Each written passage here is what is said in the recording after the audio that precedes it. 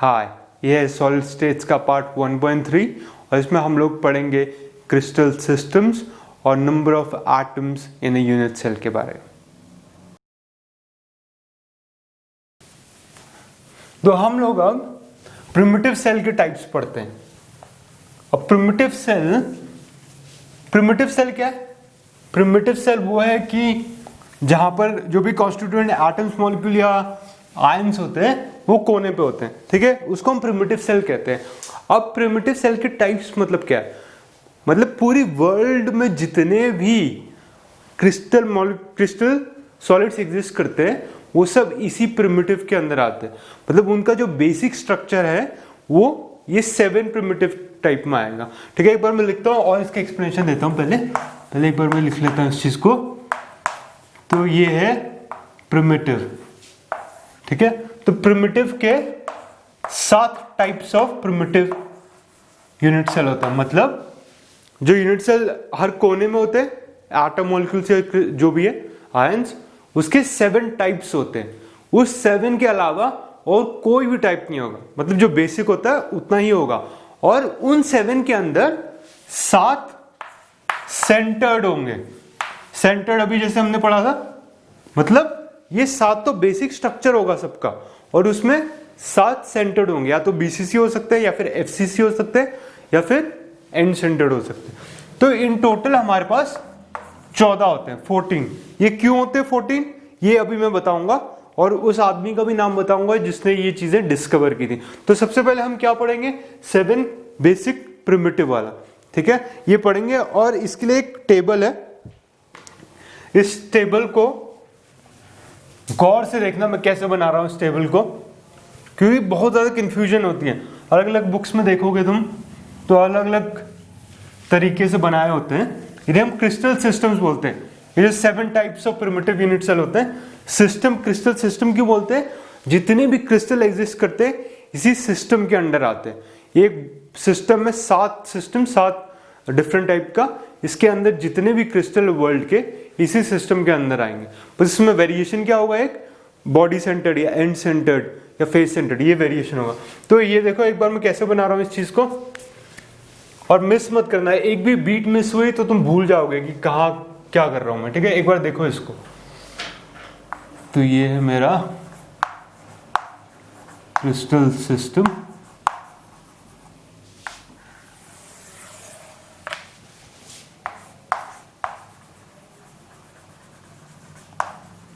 ये पैरामीटर्स, यहां हो गया शेप, और ये हो गया लास्ट वाला वेरिएशंस, ठीक है।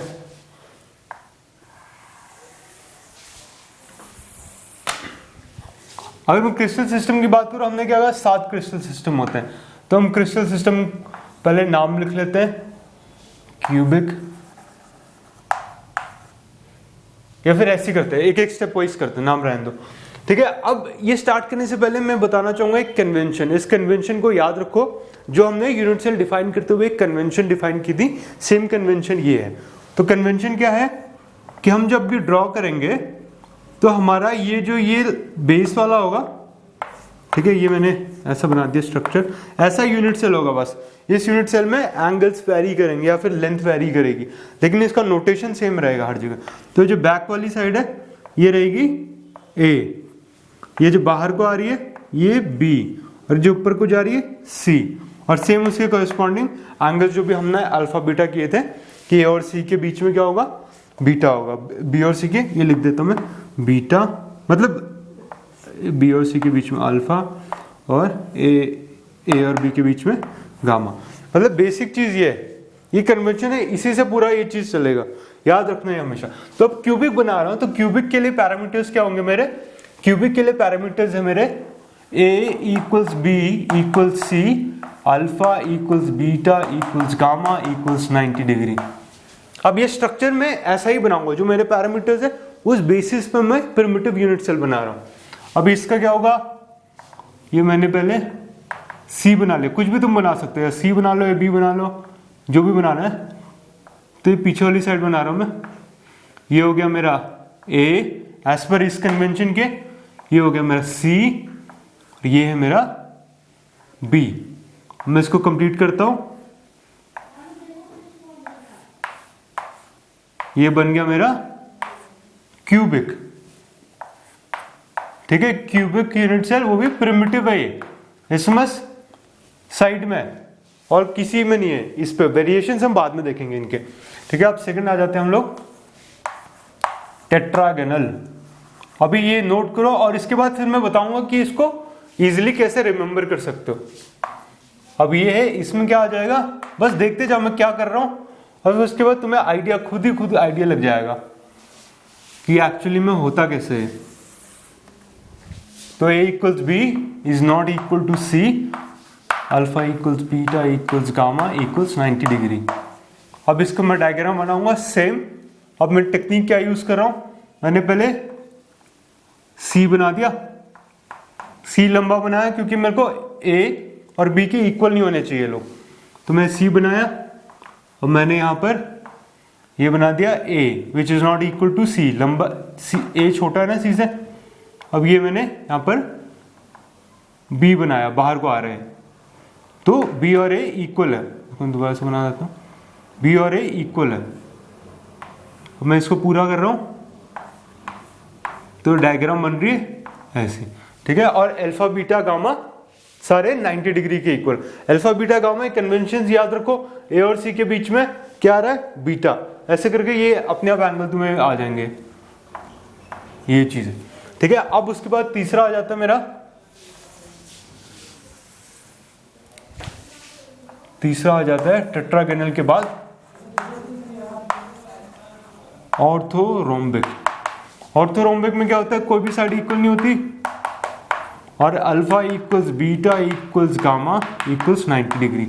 अब यही चीज मैं बनाने की कोशिश करता हूं कि मैं बना रहा हूं तीनों साइड अनइक्वल होनी चाहिए। तो मैंने सी बना ली पहले, फिर मैं ए बना गया, ए हो गया, सी हो गया, और बी मैंने इन दोनों के अनइक्वल बनाया, कुछ ऐसा लंबा सा बनाया। तो इसका डायग्राम ये रहा। ठीक है, ये हो गया। अब इसके बाद मैं आता हूं चौथे पे। चौथा वाला है मेरा ऑर्थोरोम्बिक के बाद आएगा मेरा हेक्सागन। हेक्सागोनल में क्या होता है, A is equal to B is not equal to C, और alpha equals beta equals 90 degree और गामा इक्वल्स 120 डिग्री। ठीक है, तो अगर मैं इसके डायग्राम बनाऊं तो हेक्सागोनल में कैसे होगा, मैं इसका शेप बना रहा हूं हेक्सागोनल में, मेरे को चाहिए A equals B is not equal to C, मतलब C अनइक्वल है, तो C मैंने लंबा बना दिया। अब मैंने यहां पर A बनाया और ये B बनाया, ये A और B दोनों इक्वल है, A और B इक्वल है, और ये लंबा वाला C है। तो मैंने ये जो डायग्राम आई वो कुछ ऐसी आई। ठीक है, और ये वाला एंगल जो है ये, क्योंकि ये देखो अब ये गामा इक्वल्स 120 डिग्री है। अब तुम पूछोगे कि ये ऊपर वाला एंगल गामा कैसे हुआ, ये गामा कैसे हुआ, ये वाला साइड B है, ये भी B है, तो ये भी B होगा, और ये वाली साइड नीचे वाला ये है, फ्रंट वाला भी है, तो ये भी A होगा, ये इक्वल लेंथ है। देखो, तो A और B के बीच में क्या एंगल है, 120 डिग्री। ठीक है, तो गामा इक्वल्स 120 डिग्री। इससे पहले एक और चीज काफी ज्यादा कंफ्यूजन होती है कि हेक्सागोनल कैसा होता है। हेक्सागोनल ही होता है। हेक्सागोनल कैसे होता है, हेक्सागन, दो hexagon faces separated bye rectangles, इन्हें हम हेक्सागोनल प्रिज्म भी कहते हैं। प्रिज्म की सिंपल डेफिनेशन क्या होती है कि two faces separated by parallel plates. मतलब जैसे अगर मैं ट्रायंगुलर प्रिज्म बोलूं तो दो triangular faces separated by rectangular, जो वर्टिकल में रेक्टेंगल्स होते हैं। ठीक है, अब अगर मैं हेक्सागोनल की, एक्चुअल हेक्सागोनल का शेप होता है ऐसा, ये बनाया मैंने हेक्सागन,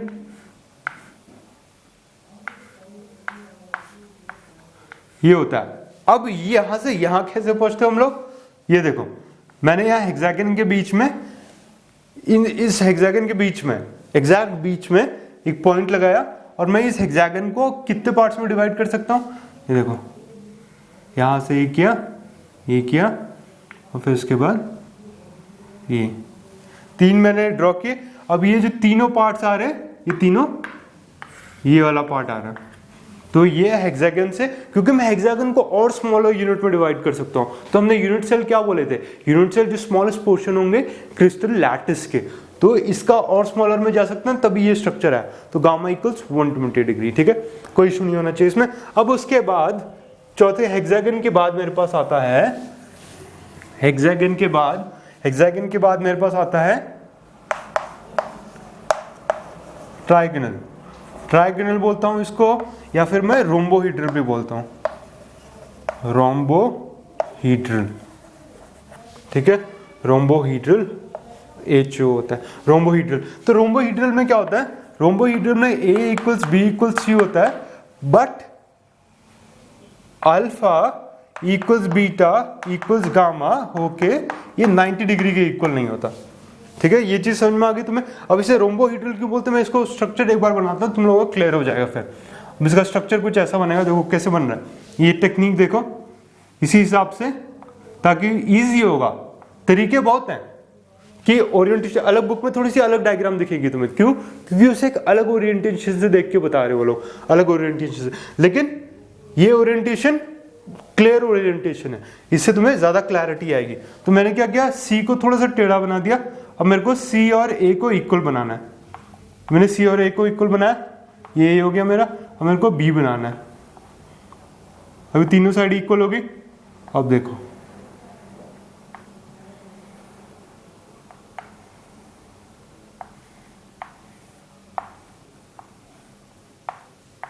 अभी मैंने ज्वाइन कर दिया। अब देखो ये क्या फेस आ गया, इस फेस को देखो, आगे फेस को, ये फेस क्या हो गया, रोम्बस हो गया। तभी इसको मैं क्या कहूंगा, रोम्बोहीड्रल। रोम्बस किस लिए, because A equals B equals C है, और एंगल कोई सा भी 90 डिग्री नहीं हो, सारे एंगल्स इक्वल है। ऑलराइट, तो हमारा सिक्स्थ है, मैं यहां पर लाइन बना देता हूं, हमारा सिक्स्थ है मोनोक्लिनिक। अब मोनोक्लिनिक का क्या है, मोनोक्लिनिक में कोई भी साइड्स इक्वल नहीं होती, और alpha equals gamma equals 90 degree, ठीक है, beta is not equal to 90 degree. Alright, तो ये इसका है। अब इसका मैं एक बार डायग्राम बनाता हूं ताकि ये क्लियर हो ये चीज।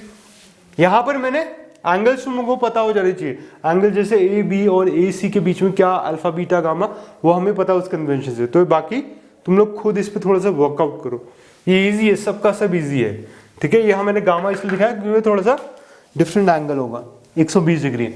अब यहाँ पर मोनोक्लिनिक की बात करूं मैं, मोनोक्लिनिक में क्या है, कोई सी भी साइड इक्वल नहीं है। अब देखो मैं कैसे बना रहा हूं इसको, और अभी तुम्हें रीजन समझ में भी आएगा कि मैंने क्यों बनाया ऐसा, ठीक है। तो मैंने यहाँ से सी बना दिया, और इसमें कोई भी साइड इक्वल नहीं है, तो मैंने ये बनाया A, which is unequal to, which is not equal to, एक सेकंड इसको रिपीट, हाँ, which is not equal to C. और मैंने बी बनाया, ये बी दोनों में से किसी की इक्वल नहीं है। मैं इस डायग्राम को कंप्लीट करता हूं,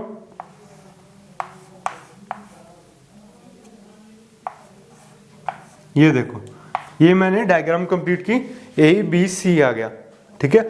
अब यहां पर हमने क्या कहा था, बीटा को नॉट इक्वल टू 90 डिग्री होना चाहिए। बीटा क्या होता है, beta is angle between A and C, मतलब ए और ये पीछे वाली लाइन क्या है, सी, ए ये वाली लाइन है और ये सी पीछे वाली लाइन है, इन दोनों के बीच में एंगल ये क्या है, बीटा। तो ये बीटा 90 डिग्री के इक्वल नहीं है, ये देखो, दिस इज एक्यूट एंगल, ये वाला एंगल जो है एक्यूट एंगल बन रहा हो, 90 डिग्री नहीं बन रहा। तो ये हमारा डायग्राम सही हो गया जो हमने कहा था। और ये अल्फा ये वाले एंगल्स होंगे, बाकी ये और बेस वाला एंगल ये दोनों 90 डिग्री, ठीक है। ये क्लैरिटी होनी चाहिए यहाँ पर। अब इसके बाद अगर मैं बात करूं तो लास्ट वाला जो हमारा होता है, इसको हम ट्राइक्लिनिक बोलते हैं। ट्राइक्लिनिक में क्या होता है, ट्राइक्लिनिक में कुछ भी इक्वल नहीं होता, ट्राइक्लिनिक इक्वल्स गामा, तो सब के सब अनइक्वल है। तो मैं इसका डायग्राम कैसे बनाऊंगा, इसका सिंपलेस्ट डायग्राम है, कोई भी साइड इक्वल नहीं होनी चाहिए और कोई भी एंगल भी इक्वल नहीं होना चाहिए। इसका डायग्राम कुछ ऐसा बनेगा, ठीक है, थोड़ा और इंक्लाइंड, इससे हल्का सा और इंक्लाइंड, तो इसमें कुछ भी इक्वल नहीं होता। यहाँ पर तुम लोग ये मेंशन कर सकते हो ABC। तो ये चीज़ हो गई, ये क्लासिफिकेशन हो गया। अब इसके बाद मैं क्या दिखाना चाहता हूँ, एक बार मैं वेरिएशंस लिख देता हूँ, फिर उसके बाद हम लोग टेक्निक देखेंगे हम लोग इसको याद कैसे रखेंगे। याद भी रखना बहुत मुश्किल रहता है, जिसको पता नहीं होता याद कैसे रखा जाए। ठीक है, अब मैं एक बार इसकी वेरिएशंस लिख देता हूँ। इसकी वेरिएशन क्या है, क्यूबिक में आता है हमारा, क्यूबिक में आता है प्रिमिटिव, और क्या आता है बॉडी सेंटर्ड, और बॉडी सेंटर्ड, फेस सेंटर्ड। ठीक है, उसके बाद टेट्रागोनल में क्या आता है हमारा प्रिमिटिव और एंड सेंटर्ड, एंड सेंटर्ड। अब आ गया ऑर्थोरोम्बिक, ऑर्थोरोम्बिक में क्या आएगा प्रिमिटिव आएगा, ऑर्थोरोम्बिक में सारे आते हैं, primitive, and centred, and centred, body और फेस, सब के सब। हेक्सागोनल में क्या आएगा, हेक्सागोनल में आता है हमारा, एक आता है हेक्सागोनल में प्रिमिटिव आता है बस, और उसके बाद ट्रायगोनल क्या आता है प्रिमिटिव, और उसके बाद क्या आता है मोनोक्लिनिक और ट्राइक्लिनिक। मोनोक्लिनिक में एक प्रिमिटिव आएगा, प्रिमिटिव नहीं सॉरी यहां पर ना एक सेकंड, हाँ ये सही है, हाँ प्रिमिटिव और बॉडी सेंटर। ठीक है, और ये लास्ट ट्राइक्लिनिक में बस एक प्रिमिटिव आएगा। ठीक है, तो अब मैं क्या चीज दिखाना चाहता हूं, तुम एक बार इस पिक्चर को अच्छे से देखो, इसको गौर से इस टेबल को देखो और इसको ऑब्जर्व करो इस टेबल को, और ये चीज अप्रिशिएट करो कि पूरे वर्ल्ड में जितने भी हमारे पास क्रिस्टल्स होते हैं सबके सब इसी शेप में होते हैं। ठीक है, जितने भी क्रिस्टल्स होते हैं हमारे सबके सब इसी क्रिस्टल सिस्टम के अंदर आते हैं, और वही वेरिएशंस होती है। मतलब इन टोटल हमारे पास ये हमारे पास स्ट्रक्चर रहता है। एक बार इसको हल्का सा ध्यान से देखो इस चीज को। ठीक है, अब इसके बाद मैं तुम्हें क्या दिखाना चाहता हूं कि टोटल 14 होते हैं। हमने क्या कहा, टोटल 14 होता है। उसका रीजन क्या है, सबसे पहले मैं काउंटिंग करते हैं हम लोग, 3, यहां पर 2, यहां पर कितने 4, 1 1, ये कितने 2, ये 1, तो 1 ये हो गया, 2 3 4 5 9 10 11 14। सो इन टोटल 14 है हमारे पास, 14 क्रिस्टल है। अब ये क्यों होते 14, उससे पहले मैं एक बार ये बताना चाहता हूँ, इसको तरीका क्या है कि इसको मैं इजीली रिमेंबर कर सकूं। ये रिमेंबर करना अभी एक अपने आप में अलग किस्सा है, तो ये चीज याद कर सकते हो कैसे। ठीक है, तुम्हें पहली बार देखो बहुत ज्यादा कॉम्प्लेक्स लगेगा कि कैसे मैं इस चीज को याद करूं। ठीक है, अब इसको देखो सिंपल सा, क्यूबिक, टेट्रागोनल, ऑर्थोगोनल, ऑर्थोरोम्बिक, ये तीनों एक सिस्टम है। ठीक है, ये तीनों एक सिस्टम है। इसमें क्या है, A equals B equals C और alpha equals beta equals gamma, ये देखो सब में 90 डिग्री है ये तीनों में। और अगर मैं इसकी लेंथ की बात करूं तो यहाँ पर पहले 3 इक्वल्स होते हैं, फिर इसके बाद एक अनइक्वल आता है, फिर सबके सब अनइक्वल हो जाते हैं। तो ये चीज एक है। अब मैं बात करूं, ये नीचे देखो तुम, अब अगर मैं ट्राइक्लिनिक की बात करूं तो ट्राइक्लिनिक भी याद हो जाएगा, ये अलग से ही ट्राइक्लिनिक है। ट्राइक्लिनिक में कोई भी इक्वल नहीं होता। ठीक है, और उसके बाद क्या आता है हमारा हेक्सागोनल, हेक्सागोनल और रोम्बोइड्रल, ये दोनों कभी कभी हम लोग इन्हें सेम क्लास का भी कहते हैं, मतलब सेम दोनों हेक्सागोनल क्रिस्टल फैमिली के अंदर आते हैं। तो इसके अंदर क्या होता है, इसके अंदर एक गामा इक्वल्स 120 डिग्री है और बाकी ये दोनों एंगल 90 डिग्री है, और A equals B is not equal to C। ठीक है, और इसमें रोम्बस है, तो रोम्बस में हमेशा याद रखना सारे साइड्स इक्वल होते हैं, A equals B equals C, और इसमें एंगल्स भी इक्वल होते हैं लेकिन कोई 90 डिग्री नहीं होता। ये दोनों भी याद हो गए। अब ये लास्ट में हमारा बचा मोनोक्लिनिक। मोनोक्लिनिक एक ऐसा है जिसको हमें याद करना पड़ता है, तो इसके लिए ये चीज याद कर लो, ठीक है। तो मतलब हम लोग ऐसे चंक्स में याद होंगे, ये एक हो गया हमारा, और ये दूसरा वाला हेक्सागोनल फैमिली हो गया। ट्राइक्लिनिक तो हमें याद है, एक मोनोक्लिनिक याद करने की जरूरत पड़ती है, ठीक है। और बाकी ये वेरिएशंस भी याद कर लेना। वेरिएशंस में ऑर्थोरोम्बिक जो है, ऑर्थोरोम्बिक में सबके सब होंगे, बाकी क्यूबिक में एक कम है, और प्रिमिटिव इसमें, हेक्सागोनल में प्रिमिटिव है, और बाकी तो मोनोक्लिनिक में है ये एक बॉडी सेंटर्ड और प्रिमिटिव, ठीक है। तो ये सारी चीजें हो गई। अब क्वेश्चन ये उठता है, हर कोई पूछ सकता है क्वेश्चन कि यार 14 ही क्यों, मतलब 14 से ज्यादा हो सकते हैं, हम लोग तो और भी ड्राइंग कर सकते हैं, हम लोग इसमें एंड सेंटर्ड क्यों होते हैं, किसी किसी में बस प्रिमिटिव ही क्यों है, उसमें बाकी क्यों नहीं है, मतलब एंड सेंटर्ड या फिर फेस सेंटर्ड, ये सारी चीजें क्यों नहीं है। क्वेश्चन जायज है, लेकिन इसका आंसर भी जायज है। अब इसका आंसर क्या है, तो उससे पहले, इसका आंसर देने से पहले मैं लिख लेता हूं, ये 14 टाइप्स ऑफ क्रिस्टल लैटिसेस। ये 14 टाइप इसलिए है क्योंकि, अगर मैं बात करूं 14 टाइप इसलिए है क्योंकि जो जब इसको इंट्रोड्यूस किया था मिस्टर ऑगस्टे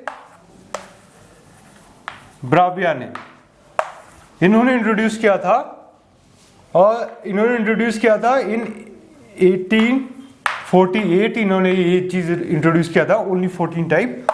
ये है 1811 से 1863, इस पॉइंट ऑफ टाइम में ये रहे थे। और तुम्हें एक चीज अप्रिशिएट करनी पड़ेगी, तुम्हें 1858 में जब कोई टेक्नोलॉजी नहीं थी, तब उन्होंने ये चीज डिस्कवर की थी कि मेरे पास बस 14 ही क्रिस्टल लैटिस हैं, ठीक है। अब ये 14 क्यों है, इससे ज्यादा क्यों नहीं, ये क्वेश्चन उठता है दिमाग में कि हम लोग और ज्यादा भी तो रख सकते थे, 14 ही क्यों है। इसका आंसर है ड्यू टू सिमेट्रिकल इनकम्पैटिबिलिटीज। अब इसका मतलब क्या है, सिमेट्रिकल इनकम्पैटिबिलिटीज, इसका मतलब है कि जब हम लोग और ज्यादा स्ट्रक्चर बनाने लगते हैं, लेट्स से तुमने देखा होगा यहाँ पर मोनोक्लिनिक नहीं, ट्राइक्लिनिक में बस एक प्रिमिटिव है। अब हम लोग और ज्यादा क्यों नहीं है उसमें, मतलब हम लोग उसमें बीसीसी भी रख सकते थे, बॉडी सेंटर्ड, या फिर फेस सेंटर्ड भी रख सकते थे। वो इसलिए नहीं रख सकते क्योंकि एक चीज होती है रिडंडेंसीज, इसका मतलब होता है कि रेपिटेशन, मतलब अगर तुम इस ये ट्राइक्लिनिक के प्रिमिटिव में एक और बॉडी सेंटर्ड ऐड करोगे तो उससे क्या होगा, रिडंडेंसी आ जाएगी। मतलब तुम एक क्रिस्टल के ऊपर एक प्रिमिटिव, ये मोनोक्लिनिक है मेरा, ठीक है, मोनोक्लिनिक यूनिट सेल के ऊपर एक और मोनोक्लिनिक यूनिट सेल रखोगे तो वो कुछ और बन जाएगा। वो कुछ और क्या बनेगा, ये जो मेरे पास ये क्रिस्टल सिस्टम है, इन्हीं का कोई सा वेरिएशंस बन जाएगा, मतलब वो रिडंडेंट हो जाएगा, रिपीटिशन हो जाएगा, इसकी वजह से और ज्यादा नहीं है। एक रीजन ये हो गया, और दूसरा रीजन है सिमेट्रिकल इनकम्पैटिबिलिटी। मतलब लेट्स से हमें क्यूब का क्या पता है, क्यूब के बस 3 ही होते हैं, primitive, and centred, primitive, face centred और बॉडी सेंटर्ड। अब एंड सेंटर्ड क्यों नहीं होता, एंड सेंटर्ड इसलिए नहीं होता, लेट्स से फॉर एग्जांपल ये मेरा एंड सेंटर्ड क्यूब है, ये चीज मेरा एंड सेंटर्ड क्यूब है, तो मतलब हर कोने में होगा एक, उसके साथ एडिशन में मेरा टॉप पे होना चाहिए और एक बॉटम पे होना चाहिए। यही तो होता है एंड सेंटर्ड क्यूब, कि मतलब 2 अपोजिट फेसेस में होना चाहिए। पर अगर जैसे मैं यहां से, अब ये बन गया मेरा, अब इसमें मैं इस वाले, ये जो भी मेरा कॉन्स्टिट्यूएंट एटम है, लेट्स से एटम है फॉर एग्जांपल, अगर मैं इसकी लेंथ डिटरमिन करूंगा तो यहां से लेके यहां तक इसकी लेंथ कुछ x होगी। अब इस वाले एटम से अगर मैं इसकी लेंथ डिटरमिन करूंगा तो क्या इक्वल टू x होगी, नहीं होगी, ये होगी y।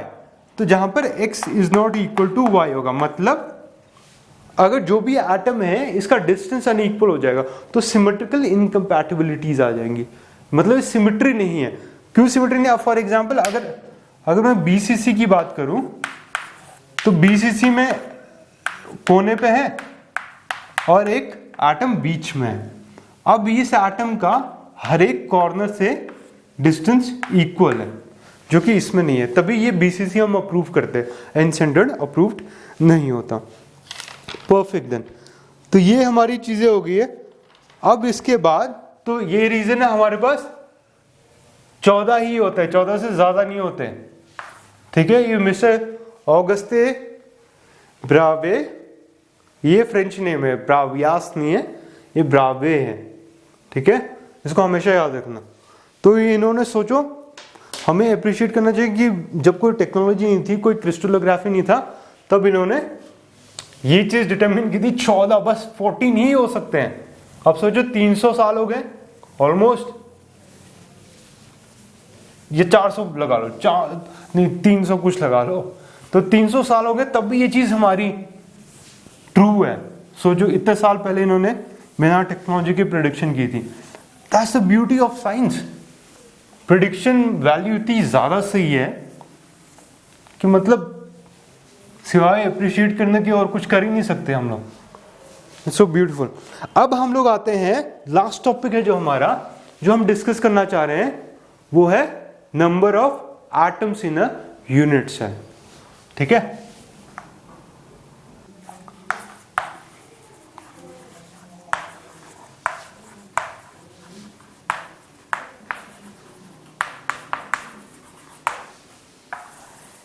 ठीक है, अब हमने क्या कहा? हमने कहा यूनिट सेल होता है। यूनिट सेल कितने टाइप के होते हैं? बॉडी होता है, एंड होता है, फेस होता है और प्रिमिटिव यूनिट सेल होते हैं। ये हमने डिस्कवर किया। अब हमारा मेजर क्वेश्चन है कि हम लोग उस यूनिट सेल के अंदर, ठीक है, उस यूनिट सेल के अंदर कितने एटम्स हैं, ये हमारा मेन क्वेश्चन है। कि मैंने कह दिया कि एक बेसिक यूनिट सेल है, लेट्स से फॉर एग्जांपल ये मेरा क्यूब है, मैंने कहा ये क्यूबिक यूनिट सेल है, ठीक है। अगर दिख रहा है थोड़ा सा क्यूब हल्का से टेढ़ा मेढ़ा हो जाता है कभी कभी, तो अब ये मैंने कहा ये क्यूबिक यूनिट सेल है। अब मैं कह रहा हूँ इसके अंदर, ये तो मैंने कह दिया ये प्रिमिटिव यूनिट सेल, मतलब ये बेसिक है पूरे लैटिस का पूरा। अगर ये पूरा क्रिस्टल है, मतलब समझ लो ये क्रिस्टल है। मैं फिर से बता रहा हूँ, हम लोग क्या कर रहे हैं, इसमें कंफ्यूज कभी मत होना कि हम लोग कहाँ फंस गए। हम कहीं नहीं फंसे हैं। देखो ये क्रिस्टल है, इसके अंदर क्रिस्टल लैटिस है। लैटिस क्या होता है? जिसके अंदर एटम्स अरेंज होते हैं, ठीक है। पूरे क्रिस्टल में एटम्स अरेंज है इसके अंदर। ये क्रिस्टल नहीं है, ये मेरा चॉक बॉक्स है, एग्जाम्पल के लिए बता रहा हूँ। तो इसके अंदर एटम्स अरेंज है और उसको हम क्रिस्टल लैटिस बोलते हैं 3D अरेंजमेंट में। उस लैटिस के अंदर एक यूनिट सेल की बात कर रहा हूँ, जिससे अगर मैं रिपीट करूंगा पूरा क्रिस्टल बन जाएगा, पूरा 3D में बन जाएगा लैटिस, क्रिस्टल लैटिस, वो क्रिस्टल है, ठीक है। तो अब मैं इसकी बात कर रहा हूँ, तो ये हमारा यूनिट सेल है। अब इस यूनिट सेल के अंदर कितने एटम है ये मैं जानना चाहता हूँ। ये मतलब ऑब्वियस ये सारे के सारे एटम इसको बिलोंग नहीं करते, एक एटम शेयर्ड होते हैं। कभी भी याद रखना, हमें कंफ्यूजन होती है, हमें लगता है कि एक यूनिट सेल ऐसा होगा, फिर एक यूनिट सेल और एक unit cell. Individual unit cell नहीं है, ये लोग शेयरिंग में रहते हैं। अब मतलब इसके बाद एक और जो बनेगा वो इससे शेयर होगा, अगला वाला जो यूनिट सेल बनेगा वो इससे शेयर होके बनेगा। ये चीज़ हमेशा याद रखना, तभी तो हमारे पास बॉन्डिंग होती है, कोवलेंट बॉन्डिंग। ये सारी बॉन्डिंग क्यों है? क्योंकि हम लोग शेयरिंग करके करते हैं। तो अगला यूनिट सेल जो बनेगा ऐसे ही क्यूब बन रहा है और वो इससे शेयर हो रहा है, दो एटम इसके शेयर हो रहे हैं ऐसे करके, ठीक है। ये चीज़ याद रखना।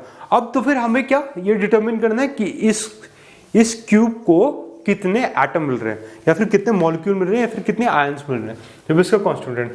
अब ये हम लोग ये स्टडी कर रहे हैं। अब हम लोग सिंप्लिसिटी के लिए तो वो चीज़ें लेंगे। फर्स्ट हम लोग बस क्यूबिक यूनिट सेल की बात करेंगे। क्यूबिक यूनिट सेल मतलब वो क्यूबिक स्ट्रक्चर है, ठीक है। क्योंकि हमने 7 डिफरेंट सिस्टम देखे, उसमें से बस हम लोग बस क्यूबिक की बात करेंगे, ठीक है, सिंप्लिसिटी के लिए, ताकि हमें थोड़ा सा आइडिया मिल जाए क्या होता है। और दूसरा जो अजम्पशन होता है हमारा, दूसरा क्या, हाँ दूसरा है कॉन्स्टिट्यूएंट्स, बस एटम्स होंगे। हम लोग मॉलिक्यूल्स वो सब डिस्कस नहीं करें, क्योंकि मॉलिक्यूल्स में लेट्स से कार्बन डाइऑक्साइड है, तो कार्बन डाइऑक्साइड में CO2 तो 2 ऑक्सीजन एटम, 1 कार्बन एटम हर एक साइट पे होंगे, तो ये थोड़ा सा कॉम्प्लेक्स हो जाएगा। इसके लिए हम लोग बस एटम्स डिस्कस कर रहे हैं, ठीक है। तो ये 2 हमारे अजम्पशंस हो गए। अब हम लोग स्टार्ट करते हैं। तो क्यूबिक में सबसे पहला क्या होता है? Primitive cubic unit cell. अब क्वेश्चन है कि इसके अंदर कितने एटम्स होंगे हमारे। अब मैं इसका डायग्राम बना लूं एक बार। तो इसका डायग्राम कुछ ऐसा है। तो ये चारों कोनों में, मतलब 8 कोनों में एटम्स हैं। अब इस क्यूबिक यूनिट सेल को कितने एटम मिल रहे हैं, वो चीज़ कैसे डिटरमिन होगी? वो चीज़ ऐसे डिटरमिन होगी। देखो मैं डायग्राम बनाता हूँ।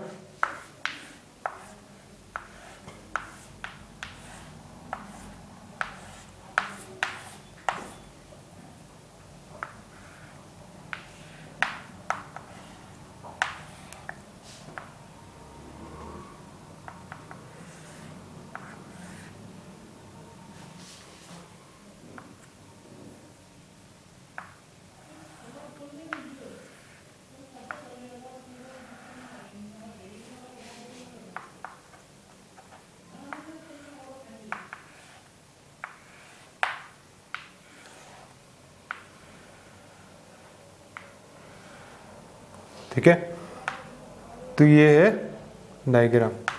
अब इसमें मैं बात करूं तो यहां पर इस एटम की बात हो रही है, मतलब इस कोने वाले एटम की बात हो रही है।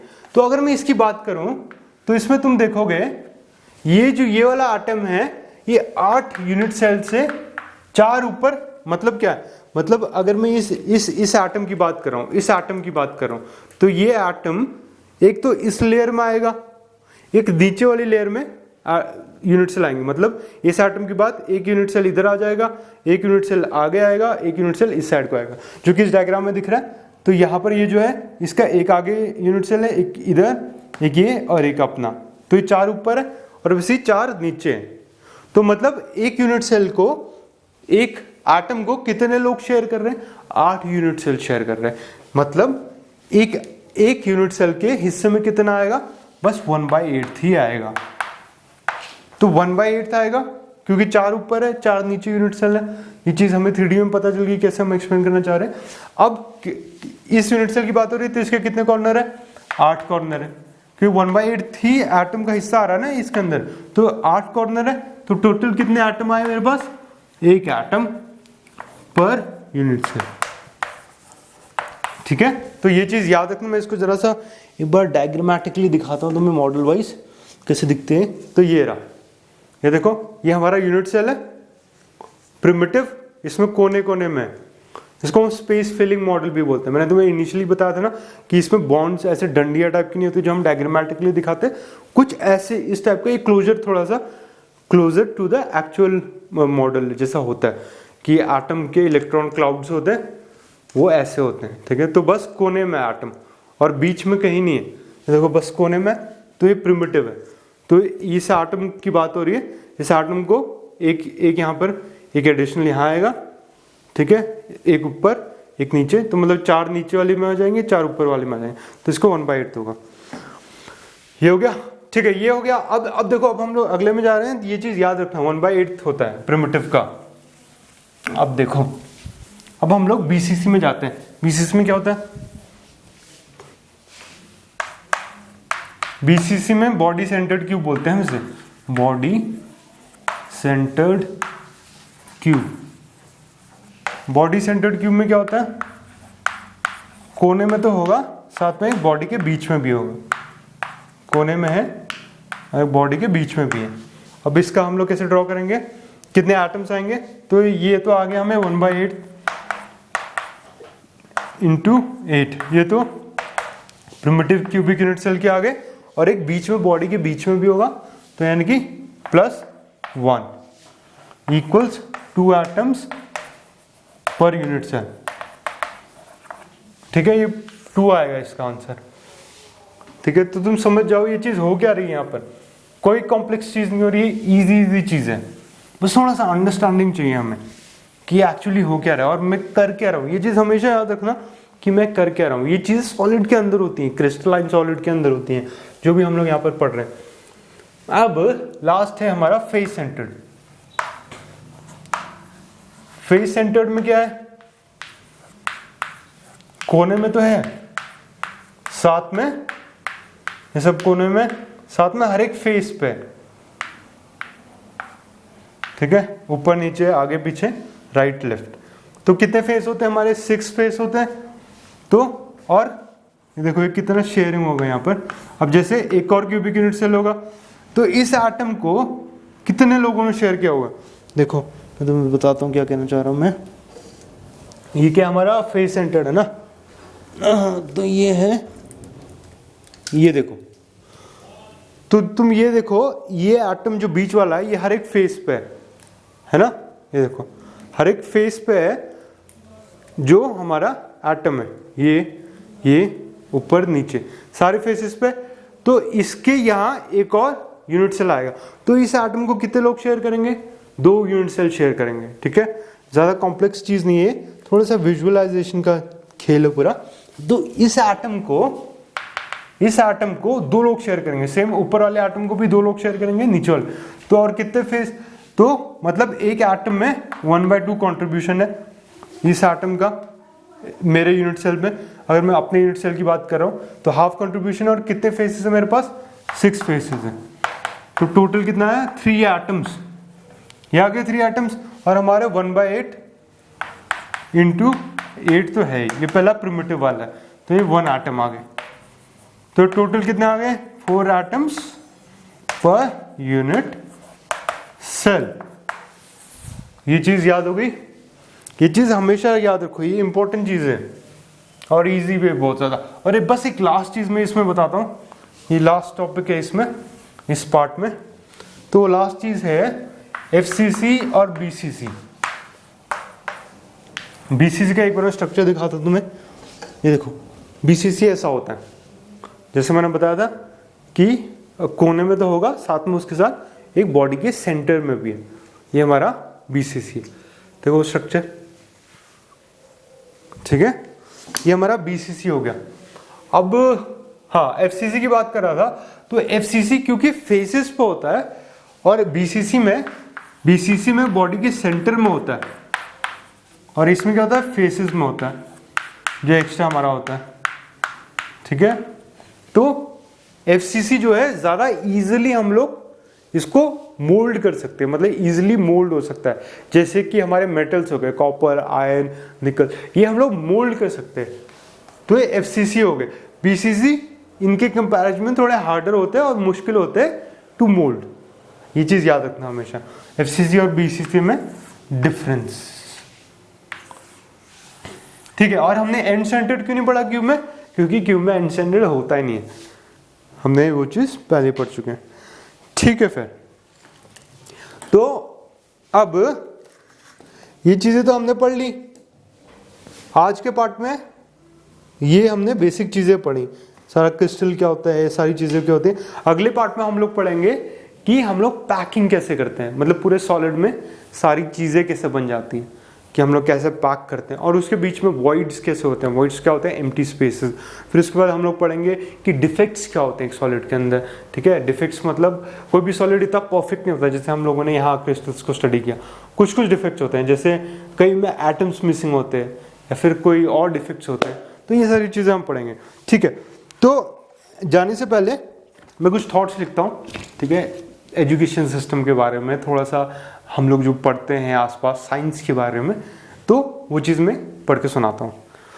तो ये है, education has become a heavy luggage that children want to remove as soon as possible. Education is beautiful, it has power to transform lives. This world is beautiful. How can you not love studying it? It is just that the education system has spoiled it for the young, curious mind. Thank you.